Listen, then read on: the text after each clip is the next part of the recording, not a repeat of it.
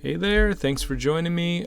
So for today, I'm going to be repainting this Spider-Man that I had done a while back in action Spider-Man. So I was pretty happy with the way this turned out, but it was kind of like my older traditional comic book style with the inking and the digital coloring. And then the movie came out, with this new Spider-Man. I don't want to leave him on the screen too long. So I was inspired to kind of repaint him, and I came up with that horrible sketch that you just saw there.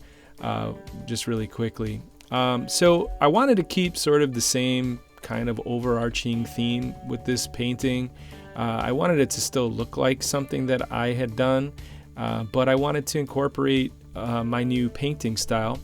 And then you can see what I'm doing here is sort of quickly, like, I'll lay in blocks of color and I'll start to kind of work from like a fuzziness into a more tight detail. So you can see like almost if you needed eyeglasses and you went to your eye doctor and they were checking your eyes. I want to start from like the less detailed, blocked in areas of color, and I want to work my way into those details. So you don't want to start a drawing with like, hey, I'm just going to go ahead and jump right into putting the webs on Spider-Man. So I did a lot of tweaking with the pose and the anatomy, and while it's still not perfect in the end, I think that it's a pretty cool pose, and I was inspired a lot by one of the older Spider-Man movies, one of the first 2 or 3. There was a scene at the end of the movie where he kind of swings down New York City, and then there's a moon behind him, and then there's these like flock of birds that appears, pigeons kind of flying behind him, which I thought was really cool. And I wanted to kind of like do sort of a play off of that, like combining the new version of Spider-Man. You're obviously looking at something that's hours long, sped up to 20 times the speed, and I'm just continuing to work in, blocking in those colors, and then smoothing them out. I think probably one of the biggest things that I have noticed or started utilizing is, you can see in the toolbar on the left there, I've got that mixer brush. Then I thought Photoshop was a little bit slick and too precise, and it just didn't feel right. After discovering that smudge brush, or mixer brush as they call it, I just kind of went crazy with it, and now it's probably the tool that I use most when I'm doing digital paintings in Photoshop.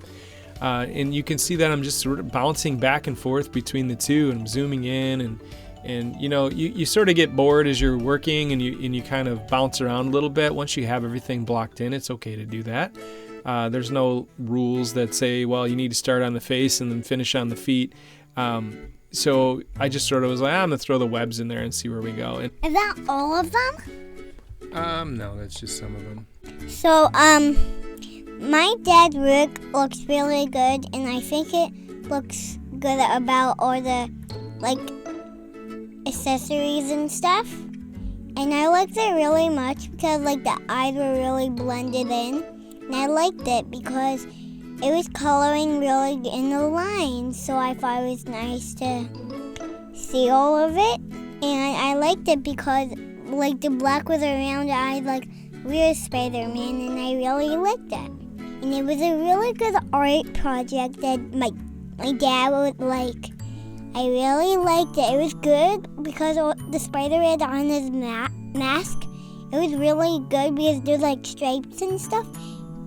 I cannot do that, but my dad can, and I want to be an artist when I grow up. So going back in here, trying to fix that likeness. I mean, if you can call somebody in a mask, trying to nail a likeness, but that new Spider-Man has this. The costume is styled what I thought was like a throwback type of thing. Like, to me, that's like the Spider-Man from the late 60s, 70s. There was an 80s TV show with Spider-Man in it, and I was like, this is like the greatest thing ever when I was a kid.